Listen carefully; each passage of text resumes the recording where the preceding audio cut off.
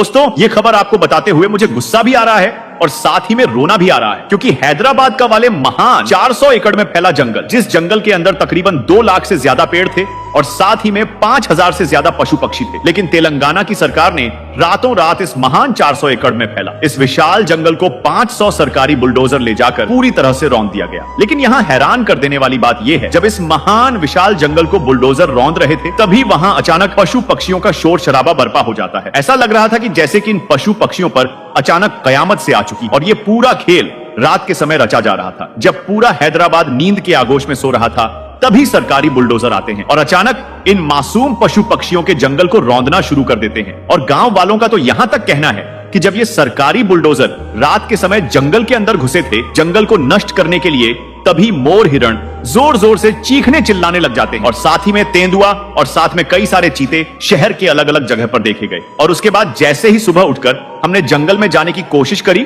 तो हमें वहां जाने से रोका और हमने दूर खड़े होकर देखा कि बहुत सारे मोर और हिरण जमीन पर पड़े हुए हैं, जो इस दुनिया को छोड़कर जा चुके हैं। ये देखकर तो हमारे पांव के नीचे की जमीन खिसक गई और हमारी आंखें फटी की फटी रह गई। लेकिन अच्छी बात यह है, गांव वालों ने ये सब देख बिना देरी करे हुए विरोध प्रदर्शन शुरू कर दिया और विरोध प्रदर्शन का सरकार पर बेहद ज्यादा असर पड़ा। और इतना ज्यादा विरोध प्रदर्शन देखते हुए आखिरकार सरकार को इस 400 एकड़ में फैला मकान जंगल की कटाई को रोकना पड़ा। और इसके बाद थोड़ी देर के लिए उन पशु पक्षियों को राहत की सांस मिली जो इस जंगल में रहा करते थे। दोस्तों, अगर इसी तरह से चला रहा विकास के नाम पर इन बड़े बड़े विशाल जंगल को नष्ट करते रहे, तो आने वाले समय में हम इन पेड़ पौधों को केवल टीवी में या फिर कहीं म्यूजियम में ही देख पाएंगे। जिस तरह से अभी के समय में हम पुराना समय के महान जानवर को केवल म्यूजियम में देख पाते हैं, क्योंकि पिछले जमाने में भी लोग बड़े बड़े जानवरों का शिकार किया करते थे कुछ पैसे कमाने के लिए।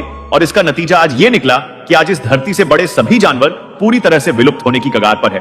बाकी दोस्तों, इस पूरे मामले को लेकर आप क्या सोचते हैं, कमेंट करके जरूर बताएं।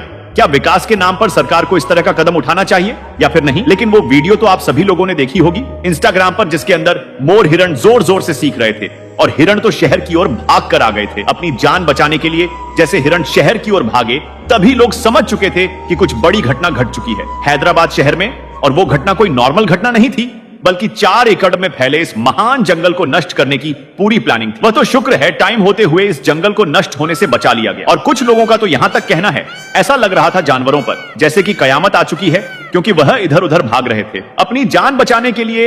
हैदराबाद के हर गली, हर मोहल्ले, हर नुक्कड़ पर जंगल का कोई ना कोई जानवर भटक रहा था और बहुत सारे लोगों ने तो जंगली जानवर को रेस्क्यू करके उनको सुरक्षित स्थान पर पहुंचा, जिससे कि उनकी जान बच सके। दोस्तों, फिलहाल आज की वीडियो में इतना ही। इस वीडियो को ज्यादा से ज्यादा तमाम भारतवासियों के साथ शेयर करिए, जिससे कि तमाम लोगों को इस बड़ी खबर के बारे में पता लग सके। और जैसी ही इस 400 एकड़ जंगल के बारे में कोई नई अपडेट आती है तो मैं आपको जरूर अपडेट करूंगा, क्योंकि यह खबर कोई नॉर्मल खबर नहीं है, बल्कि जरा आप सोच कर देखो 400 एकड़ जंगल कितना होता है। अगर आपको जरा सी भी एकड़ की नॉलेज है या फिर गज की नॉलेज है तो आपको मालूम होगा 400 एकड़ बहुत नहीं बल्कि बहुत ही ज्यादा होता है। और अच्छी बात यह है, वहां हैदराबाद की यूनिवर्सिटी के छात्रों ने इस जंगल कटाई को रोकने के लिए अभियान शुरू कर, और इस जंगल की कटाई को रोकने के लिए इन छात्र और छात्राओं का बहुत ही बड़ा योगदान था, जिन्होंने इस जंगल की कटाई को रोकने के लिए अहम योगदान निभाया। और इन हैदराबाद के छात्र छात्राओं को भारत के तमाम देशवासियों की तरफ से सलाम है। फिलहाल अभी तक के लिए इतना ही। तब तक के लिए अपना